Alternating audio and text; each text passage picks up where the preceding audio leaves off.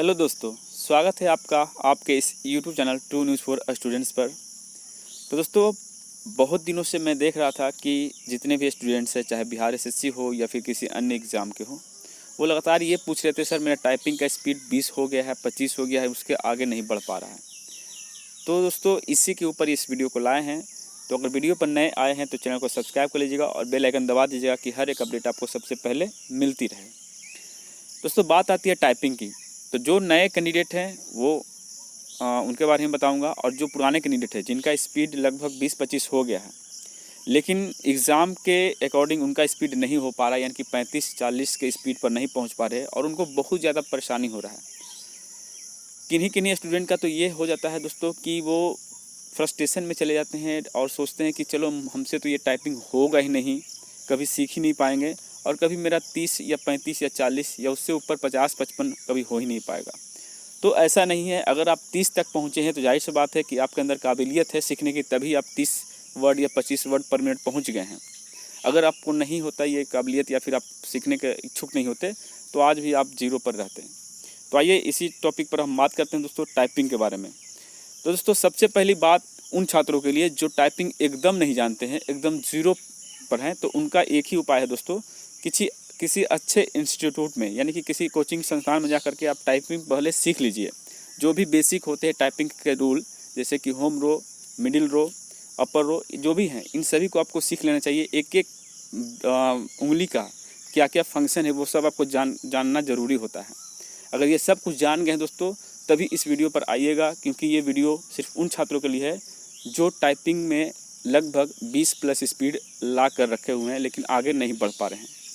तो आइए दोस्तों, हम कुछ महत्वपूर्ण बिंदुओं पर बात करते हैं। सबसे पहला बात आती है आपकी पोजीशन की, बैठने की, यानी कि आप जब भी सिस्टम पर बैठते हैं तो आपको एक पोजीशन सही होना चाहिए। जैसा कि आप एक पिक्चर में देख रहे हैं, जब भी आप बैठिए दोस्तों 90 डिग्री के पोज में बैठिए, और आपका स्क्रीन जो है लगभग 15 इंच के दूरी पर होना चाहिए। उससे ज़्यादा दूर भी नहीं होना चाहिए, उससे ज़्यादा क्लोज भी नहीं होना चाहिए, और लगभग 45 सेंटीमीटर आप देख सकते हैं।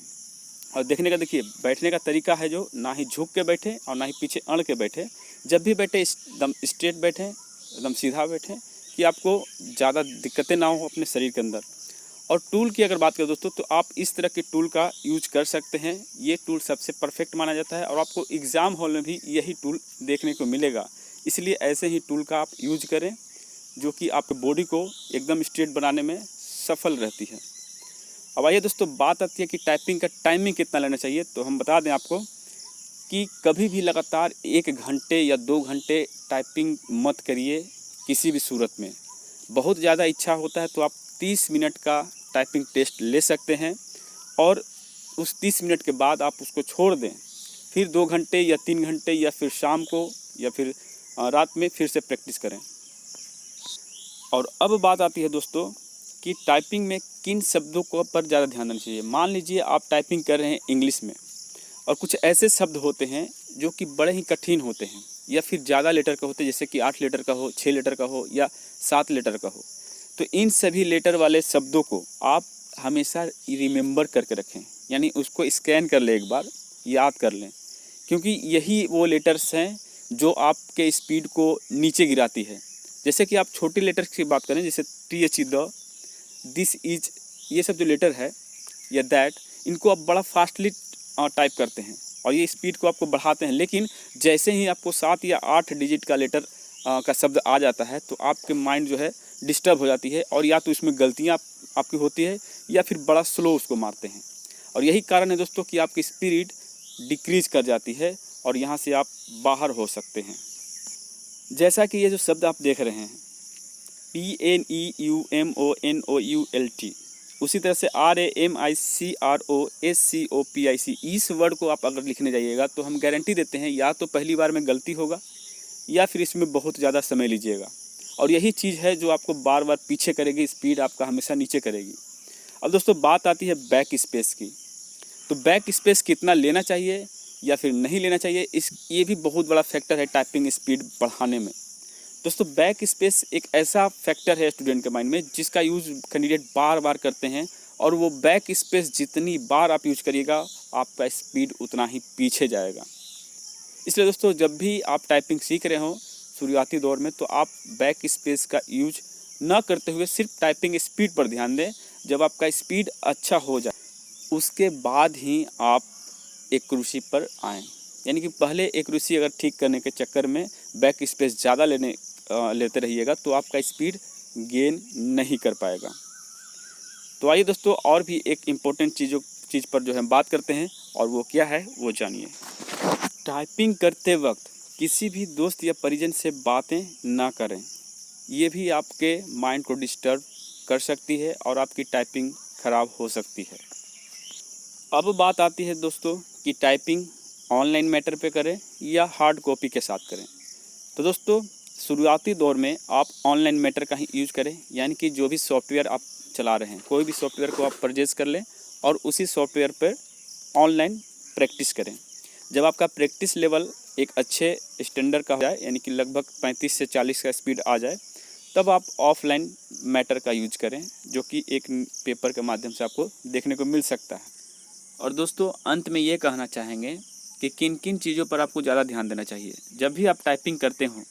तो देखिए, फुल मिस्टेक क्या कहलाता है कि गलत शब्द का यूज करना, यानी कि आपने पूरा लेटर ही गलत लिखा या फिर आधा लिखा या फिर कुछ अलग से ऐड कर दिया हो, तो इन सभी चीज़ को फुल मिस्टेक माना जाता है।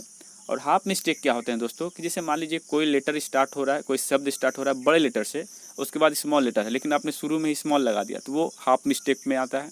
या कॉमा आपने छोड़ दिया, या फिर स्पेस देना छोड़ दिया, या फिर डबल स्पेस लगा दी, तो ये सब हाफ मिस्टेक में गिनती आती है दोस्तों।